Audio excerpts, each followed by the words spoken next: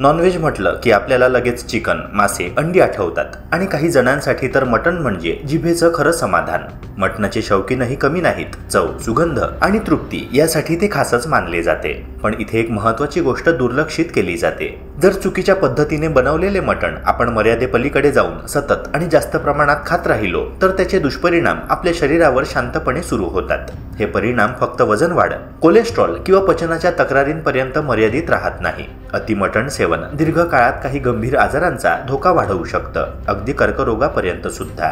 Non veg आवडणाऱ्यांसाठी grilled मटण हा शब्दच पुरेसा आहे तोंडाला पाणी सुटायला. धुरकट सुगंध, कुरकुरीत टेक्स्चर आणि तोंडात विरघळणारी चव, सगळंच अफलातून. पण हाच आवडता पदार्थ आपल्या शरीरासाठी किती गंभीर धोका बनू शकतो याची जाणीव अनेकांना नसते. बार्बेक्यू, तळलेलं किंवा जास्त आचेवर भाजलेलं अशा प्रकारे तयार केलेल्या मटणामुळे शरीरात अशी रासायनिक प्रक्रिया सुरू होते जी हळूहळू आणि शांतपणे आपल्या पेशींवर परिणाम करते. सुरुवातीला काही जाणवत नाही, पण वर्षानुवर्षे असा पदार्थ खाल्ल्यामुळे कर्करोगासारख्या गंभीर आजारांचा धोका वाढू शकतो. म्हणूनच चवदार पदार्थांचा आनंद घेत असताना त्यामागचा खरा धोका ओळखणं तितकंच आवश्यक आहे. ग्रिल्ड मटनची चव वाढवण्यासाठी मांसाला जी प्रचंड आच दिली जाते त्या उच्च तापमानामध्ये प्रथिने आणि साखरेमध्ये अतिशय वेगाने रासायनिक बदल होतात. या बदलांच्या प्रक्रियेमध्ये HCA आणि PAH यांसारखी धोकादायक रसायने तयार होतात, जी दीर्घकाळ शरीरात जमा झाली तर पेशींना हानी पोहोचवू शकतात. तुमच्या प्लेटमध्ये ते मटण जरी जबरदस्त स्वादिष्ट दिसत असलं, त्याचे कुरकुरीत कडे, सुगंध आणि टेक्स्चर मनमोहून टाकणारं असलं तरी त्या प्रत्येक तुकड्यासोबत एक दडलेला धोका शरीरात प्रवेश करत असतो. म्हणूनच ग्रिल्ड किंवा भाजलेल्या मटणाच्या स्वादाचा आनंद घेताना त्याच्या संभाव्य परिणामांची जाणीव ठेवणं तितकंच महत्त्वाचं आहे. कारण चव काही क्षणांची असते, पण तिचा परिणाम बराच काळ टिकू शकतो. तज्ज्ञांच्या मते मांस खूप जास्त तापमानावर शिजवलं की शरीरात विविध रासायनिक प्रतिक्रिया सुरू होतात. त्यातील सर्वात परिचित आणि चर्चेत असलेली प्रक्रिया म्हणजे मायलार्ड रिॲक्शन.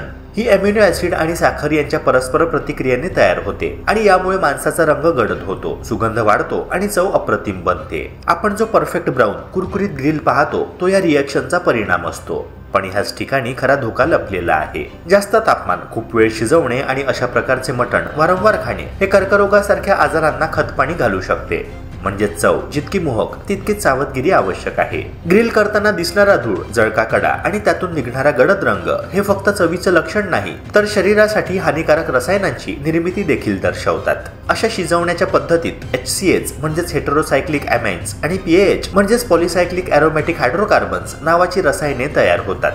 ही रसायने शरीरात गेली की वेळोवेळी पेशींवर परिणाम करतात आणि कार्सिनोजेनिक प्रभाव वाढवतात. म्हणूनच अनेक अभ्यासांमध्ये ग्रिल्ड मटण कर्करोगाचा धोका वाढवणारा आहार घटक मानला जातो. मित्रांनो, मटण थेट मोठ्या फ्लेमवर किंवा अतिउच्च तापमानावर शिजवलं की त्यातील फॅट खाली टपकतं आणि त्या फॅटच्या जळण्यामुळे प्रचंड धूर निर्माण होतो. हा धूर पुन्हा मांसावर चिकटतो आणि त्यामुळे PAHचं प्रमाण आणखी वाढतं. म्हणजे जितका जास्त धूर तितके जास्त हानिकारक रसायने. दिसायला ही प्रक्रिया रेस्टॉरंट स्टाईल सारखी आकर्षक वाटते, पण प्रत्यक्षात हा जळकेपणा आणि धूर शरीरावर हळूहळू दुष्परिणाम घडवत राहू शकतो. आणि हा सर्व परिणाम त्वरित जाणवत नाही, पण दीर्घकाळामध्ये पेशींवर होणारा ताण आणि नुकसान मात्र गंभीर स्वरूप घेऊ शकतं.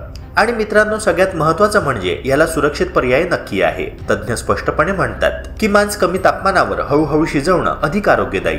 याशिवाय मटण शिजवण्यापूर्वी चांगलं मॅरिनेट करणं, विशेषतः लसूण, आलं, हळद किंवा लिंबू सारखी औषधी घटकांनी HCAs आणि PAH तयार होण्याचं प्रमाण मोठ्या प्रमाणावर कमी करतं. या वनस्पतींमधील नैसर्गिक अँटीऑक्सिडंट्स उष्णतेच्या वेळी निर्माण होणाऱ्या कार्सिनोजेनिक रसायनांना बांधून टाकतात आणि त्यांचा शरीरावरचा प्रभाव कमी करतात. त्यामुळे योग्य मॅरिनेशन, योग्य तापमान आणि शिजवण्याची योग्य पद्धत या तिन्ही गोष्टी पाळल्या तर तुम्ही चवही मिळवू शकता आणि धोका देखील कमी करू शकता.